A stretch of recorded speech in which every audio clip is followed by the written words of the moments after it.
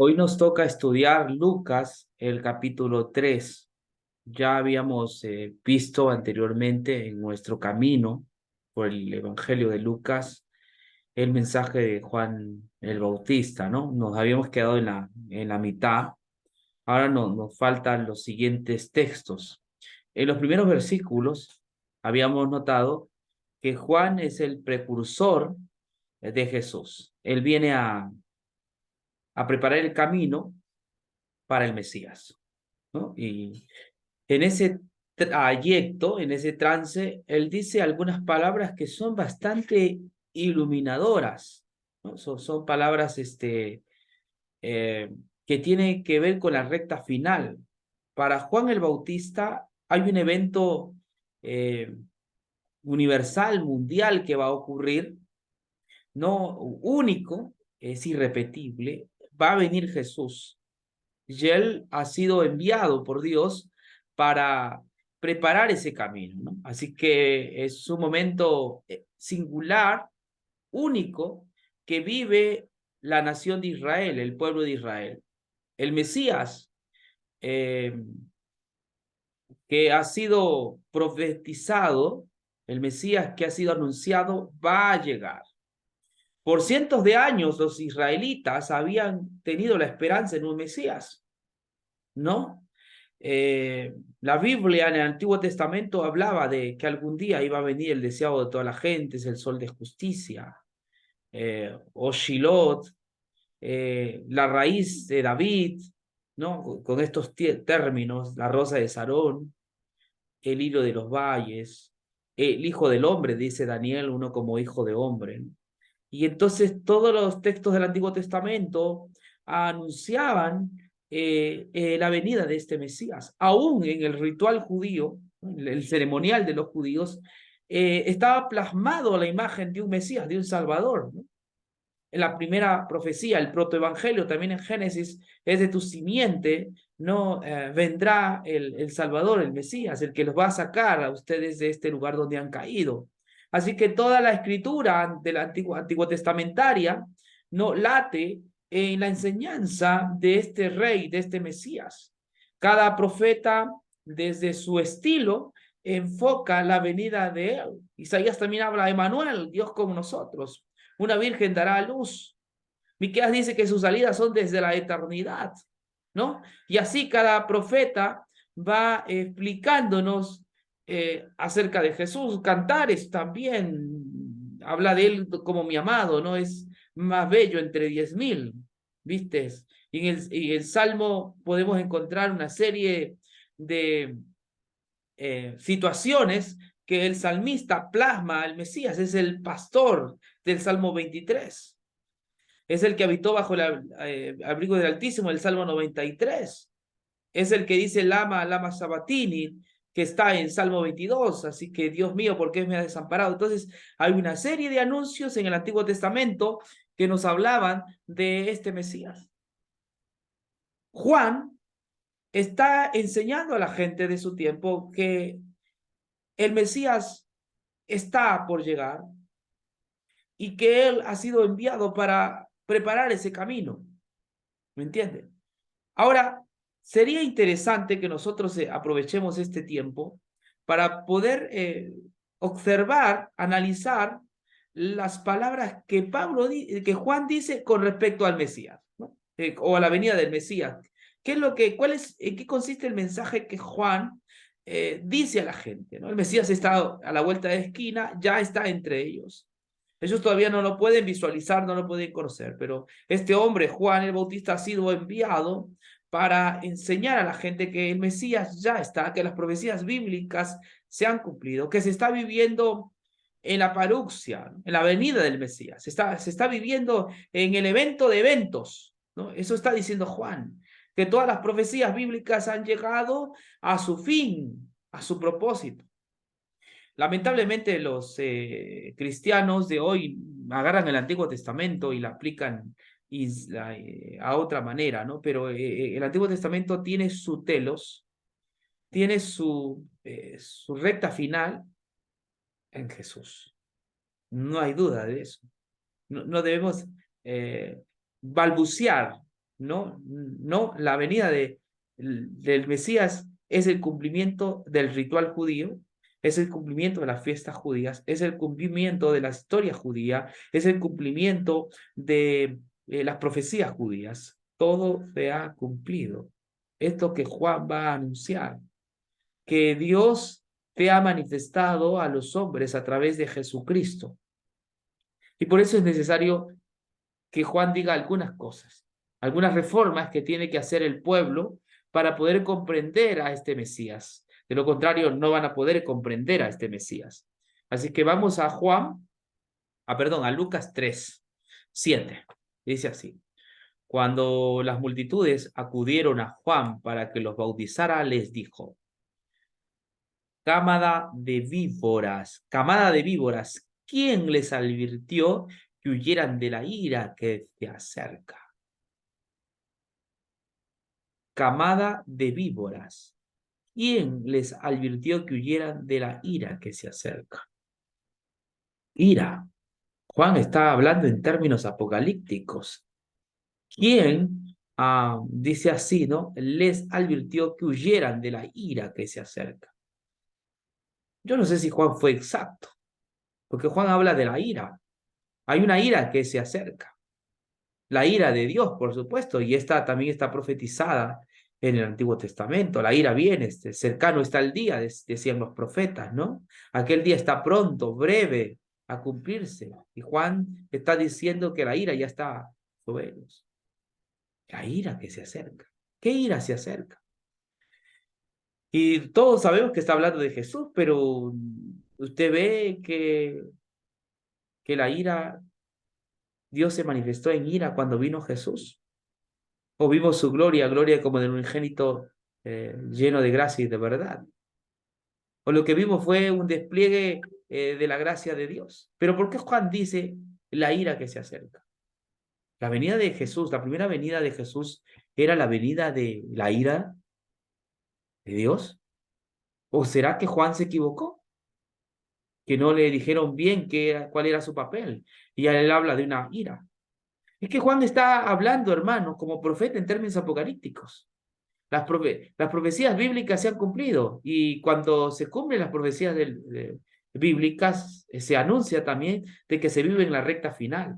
La venida de Jesús es la recta final. La venida de Jesús tiene que ser visto de una perspectiva del fin del mundo, si no, no estamos entendiendo nosotros el mensaje neotestamentario. ¿Ok?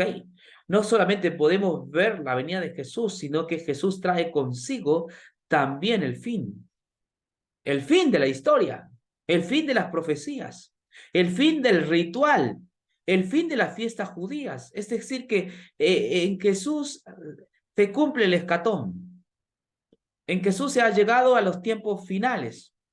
¿Acaso no dice Hebreos 1:1, Dios habiendo hablado muchas veces, 1:3, 1 del 1 al 3, ¿no? Dios habiendo hablado muchas veces y de muchas maneras a los padres por los profetas, en estos últimos días, ahí en el griego es escatón, en el escatón, en esta recta final, nos ha hablado por el Hijo. Y Pedro también dice que en estos postreros días también, ¿no? Hablando de la venida de Jesús como postreros días. Y entonces Juan no está equivocado. Juan sigue la misma secuencia de los otros escritores neotestamentarios. Para Juan, la venida de Jesús es la venida de la ira de Dios. La venida de Jesús es la recta final de este mundo, la finalización del mundo. Y claro, con Jesús ocurren muchas cosas que la iglesia cristiana no ha tomado en cuenta y lo sigue postergando y postergando y postergando y postergando para un futuro lejano.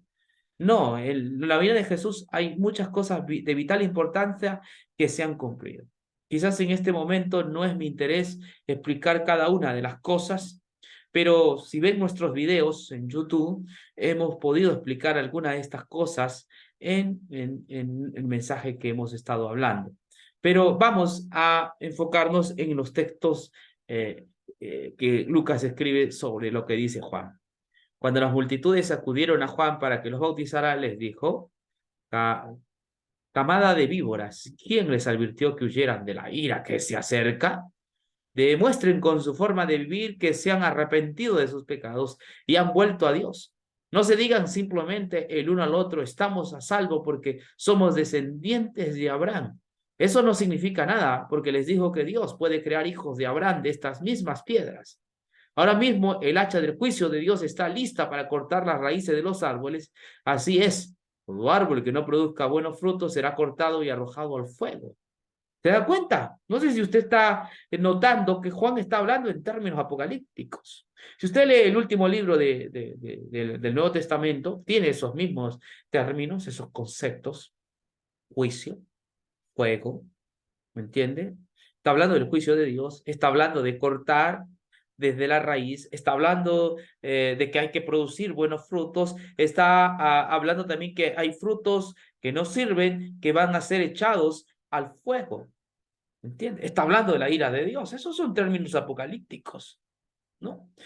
Cuando yo hablo de términos apocalípticos no se me refiero solo al Apocalipsis, sino que los profetas, si usted ha leído la Biblia, el Antiguo Testamento, los profetas hablaban en términos apocalípticos, hermanos. Si no, no son profetas. La profecía siempre tiene que estar del lado de la paruxia, y la profecía siempre habla de la recta final. Se ha llegado con Jesús a la recta final. Entonces en Jesús también hay una serie de eventos apocalípticos que se cumplen, ¿no? Nosotros hemos visto a Jesús solo de la perspectiva de la gracia, ¿no? De la bondad inmerecida de Dios, de la justificación por la fe.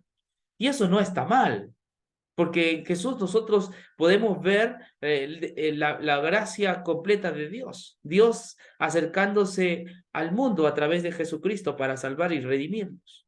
¿Me entiende? La justificación, la redención, el rescate, la expiación. Todos esos términos están alrededor de la gracia de Dios. No tengo dudas de eso. ¿Qué es la gracia? Es un don inmerecido que recibe el pecador sobre la obra que Jesús ha hecho por nosotros. Recibimos el perdón gratuitamente por causa de la justicia de Cristo, de la muerte de Cristo. Eso es la gracia de Dios. Pero también el Evangelio tiene que ser visto desde el castigo divino, desde el juicio divino, desde la ira de Dios. La ira de Dios se manifiesta en Jesús. Es algo que la iglesia no ha contemplado, solo ha visto desde el lado de la gracia. Pero la gracia no puede ser gracia si Dios no da pleno cumplimiento a su ley. Es decir, Dios había dicho a Adán y a Eva que el día que comieran del fruto prohibido iban a morir. Eso tenía que cumplirse, pero se iba a cumplir al término de los tiempos. En la recta final, Dios manifiesta su ira, manifiesta su juicio, el juicio de Dios, la sentencia también final sobre el diablo. Y el mismo libro de Juan dice, ¿no?, de que el príncipe de este mundo ya ha sido juzgado, ¿no? Entonces, son términos apocalípticos. Ahora, se exige una reforma, por supuesto, ¿no? Como el Mesías está por venir, entonces el mensaje de Juan el Bautista haga una reforma. Porque si ellos siguen una vida vivaracha, una vida secular, como eran los judíos en esa época, una vida ritualista, no basada en sacrificios, no en una conciencia, me comprende, en un análisis, en un autoexamen. Ellos no vivían así. Ellos solamente, el judaísmo era puro ritualismo, cierto tipo de sacrificios, pero no era un análisis de conciencia serio, genuino, ¿me comprende? No, ellos buscaban la manera de fingir, por eso Jesús los llamó hipócritas, payasos, ¿no? Que trataban de verse por fuera limpios, ¿no? Pero por dentro eran lobos rapaces, sepulcros blanqueados los llamó, ¿no? Por fuera limpio, pero por dentro temblores, ¿no? Una vida desastrosa, no tenían una vida de conciencia, no vivían de acuerdo a su conciencia, ¿no? Sino que ellos buscaban la manera de hacer gala de su justicia delante de los demás, así que vivían mal, no vivían una vida piadosa, era una vida hipócrita, por eso digo secular, ritual, no basada solo en ceremonias, pero el corazón estaba lejos de Dios. Jesús mismo dijo, este pueblo de labios me honra, pero su corazón está lejos de ellos. No buscaban a Dios con temor, a Dios con alegría, con una conciencia, no cautivada por la palabra. No, por eso que el mensaje de Dios dice, la ira se acerca, demuestren con su forma de vivir que se han arrepentido de sus pecados y han vuelto a Dios. No se digan simplemente el uno al otro, estamos a salvo porque somos descendientes de Abraham. Y claro, los judíos tenían toda su esperanza, porque somos descendientes de Abraham, somos de la cepa de Abraham, somos el pueblo elegido de Dios, y ellos creían que por esa calidad de pertenecer a cierto grupo, ellos estaban pues, elegidos y eran candidatos a, a la eternidad, al cielo, merecedores, ¿no? Debido a que tenían su conexión con Abraham. Pero dice, no se equivoquen. Y aquí Juan, sí, Juan el Bautista destruye, ¿no? Esa mentalidad denominacional, ¿no? Sectaria, ¿vio? Y dice, no, cuidado.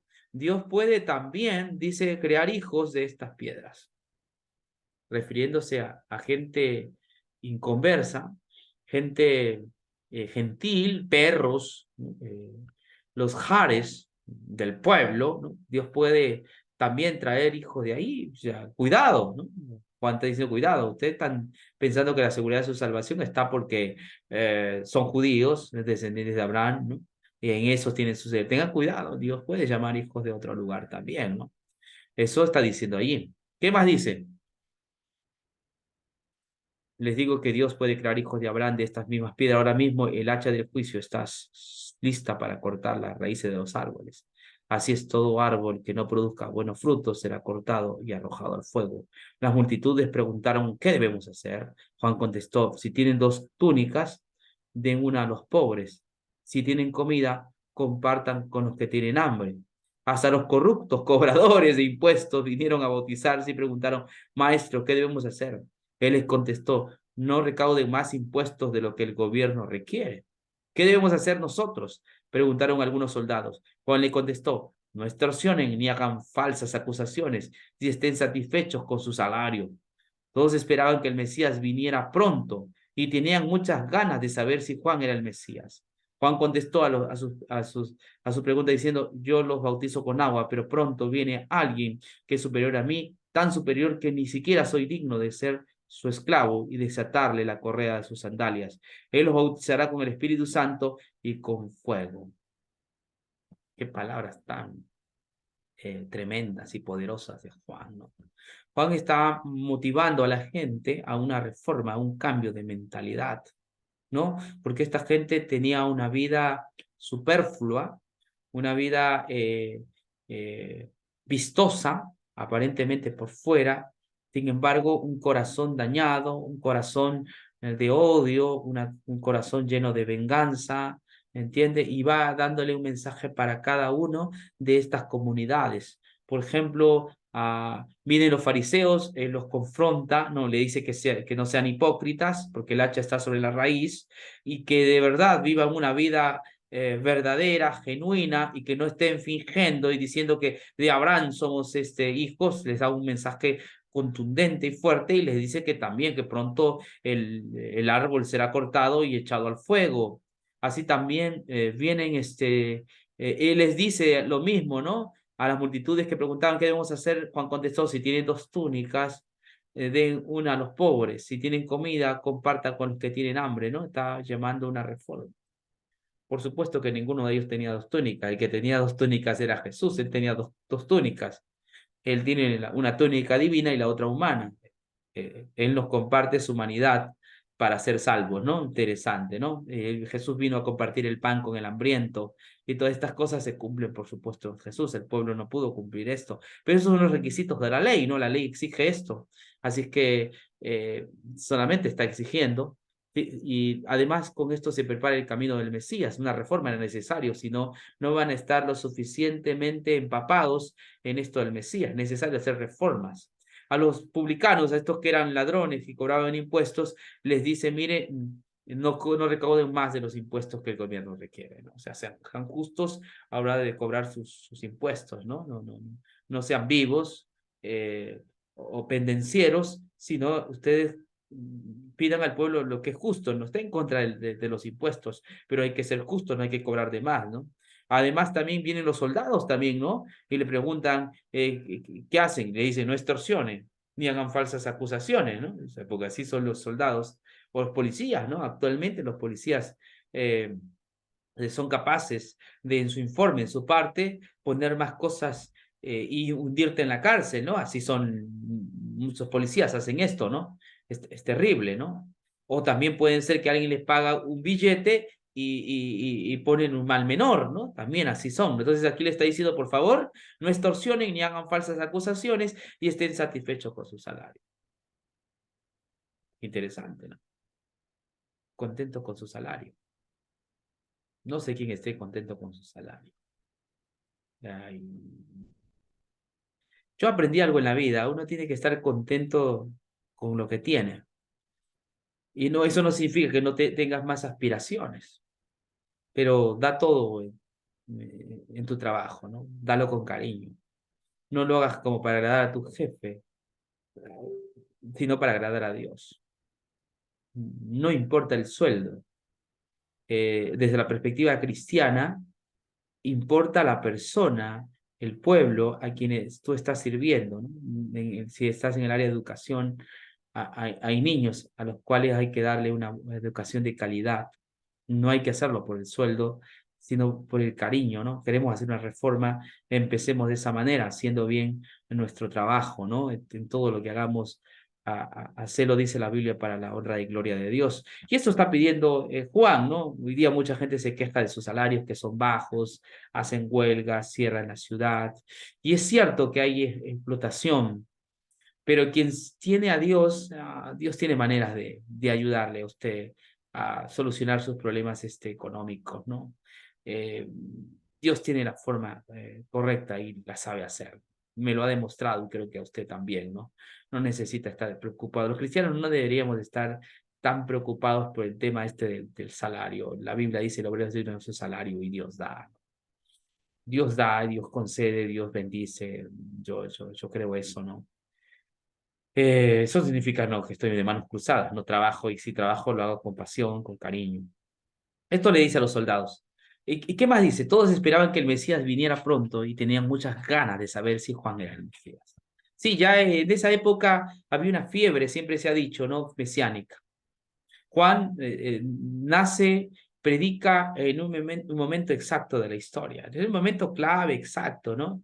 Llega en el momento indicado, ¿entiende? A preparar el camino del Señor, a tapar los huecos, a derribar los montes, a aplanar, quitar las piedras para que el Mesías viniese. Y eso es quitar las piedras, está quitando piedras. Está haciendo con este mensaje, que algunos lo dirían de legalista, yo no veo a Juan en ningún momento legalista, está en contra del legalismo más bien, pero este mensaje de reforma, de una reforma de adentro hacia afuera, si bien es cierto, no es el mensaje de la gracia, de la justificación por la fe, pero este mensaje prepara el corazón para que la gente sea consciente del momento que está viviendo. ¿Entiendes? O sea, no está mal predicar un mensaje como Juan el Bautista lo está haciendo, ¿no? Es un mensaje que le lleva a la gente a ser consciente. ¿Entiende? Sí, y el cristianismo vive ese tipo de vida, por supuesto que esa es la vida que el cristianismo vive. Entonces, no es malo predicar esto, porque esto te lleva a ser consciente, ¿no? A poder ser dedicado a Dios, a ser transparente con Dios mismo, a no tener una vida religiosa fingida, basada en rituales o en apariencia de bondad, ¿no? Sino a amar a Dios de corazón, a ser fervientes. Ese es el mensaje de Dios. Y esto tenía como finalidad, por supuesto, ser consciente que viene el Mesías. Y de esa forma ellos podían no receptar, entender al Mesías. Así que el mensaje de Juan fue oportuno, hermanos. Fue necesario, fue vital. Juan predicó bautismo del arrepentimiento.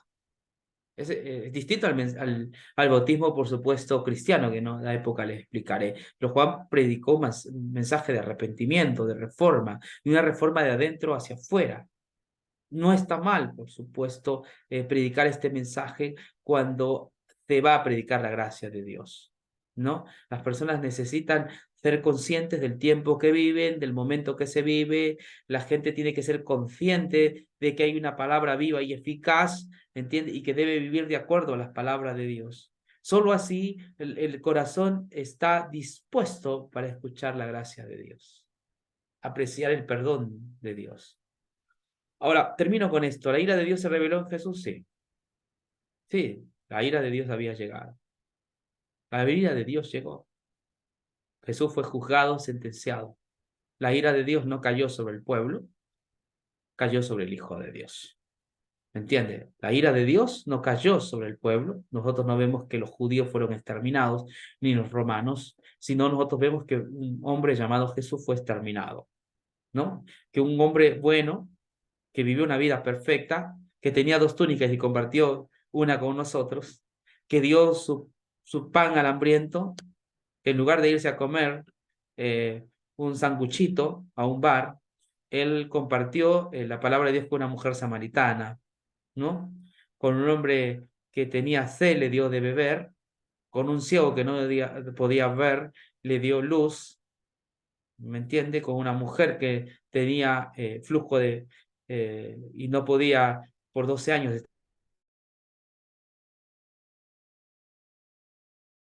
Palabras finales, con una mujer que tenía flujo, no, él la sanó, un toque, a un paralítico también, 38 años, él también le dio libertad para que ahora cargara a su catre en pleno sábado. Entonces, podemos ver, ¿no?, que Dios fue bueno, fue una manifestación de su gracia, pero también en Jesús se manifiesta la ira de Dios que recae sobre el cuerpo de Jesús. La Biblia en Isaías 53 dice, ah, despreciado él y desechado entre los hombres, varón de dolores, experimentado en quebrantos. Como que escondimos en el rostro, fue menospreciado y nos estimamos. Jehová cargó en el pecado de todos nosotros. Afligido y angustiado, no abrió su boca, como cordero fue llevado al matadero. 53:10 dice que Dios lo ajustició, la ira de Dios cayó sobre este varón de dolores. La ira de Dios cayó sobre Jesús sin mezcla de misericordia. Él en la cruz dijo, Lava Sabatini, ¿por qué me has desamparado? Sí, la recta final se ha cumplido en Jesús. Jesús recibió la paga por el pecado. Jesús recibió la ira de Dios que se descargó completamente sobre él para que su gracia sea aplicada hacia todos nosotros. No deberíamos valorar el sacrificio de Cristo, no deberíamos valorar la obra de Cristo, apreciarla y amarla, saber de que Dios ha cumplido, el mundo fue castigado en Jesucristo, el mundo fue juzgado en Jesucristo, fue condenado en Jesucristo para que nosotros podamos recibir la herencia de Abraham, para que nosotros recibiésemos la vida eterna. Entonces con Jesús se cumplen dos cosas, la ira de Dios revelada y a través del sacrificio de Cristo Dios puede tener buena voluntad con nosotros, otorgarnos el perdón, la justicia. En la cruz del Calvario también el juicio de este el mundo fue juzgado, Satanás fue sentenciado y fue visto como el culpable, el asesino, el homicida. Y entonces la venida de Jesús, la primera venida, son adelantos de lo que ocurrirá en el futuro, hermanos. ¿Entiendes? La venida de Jesús son adelantos de lo que ocurrirá en el futuro. Vida eterna para los que creen en Jesucristo y muerte eterna para los que no creen y sentencia para Satanás, quien será aniquilado al final de los siglos. Entonces la cruz de Cristo tiene que ser vista como un apocalipsis, como la recta final. Son revelaciones de lo que ocurrirá, ¿no? Las personas que llegan a la cruz llegan a la vida eterna. Las personas que rechazan a la cruz, a la muerte de Cristo, la muerte eterna. Y Satanás ya está sentenciado, no tiene salvación. Hay gente que cree que Satanás se va a salvar. Yo insisto, no, tal cosa no es bíblica. Satanás ya fue sentenciado en la cruz, fue juzgado. El príncipe de este mundo fue juzgado, fue sentenciado, fue hallado culpable, fue vencido en la cruz.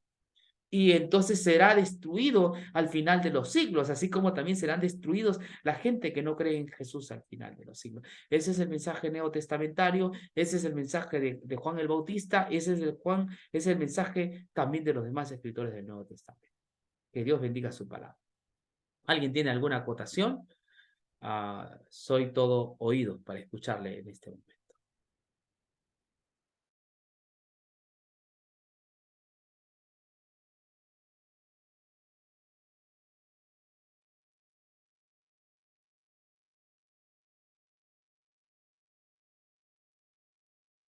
Bueno, parece que nadie quiere opinar. Entonces, si no es así, no hay problema, yo no me resiento. El día de mañana nos vamos a ver en el norte, por favor, ¿no? Todos los hermanos del norte de la ciudad nos vemos en el culto de adoración que tenemos. Los espero. Seguro que va a ser una bendición. Los hermanos que nos reunimos presencialmente me han dicho es diferente predicar a través de la virtualidad y presencialmente, ¿no? Las cosas no son iguales, ¿no? Hay más emociones cuando uno está presente, ¿no? Así que, hermanos, los espero mañana. Que Dios los bendiga en Cristo nuestra justicia.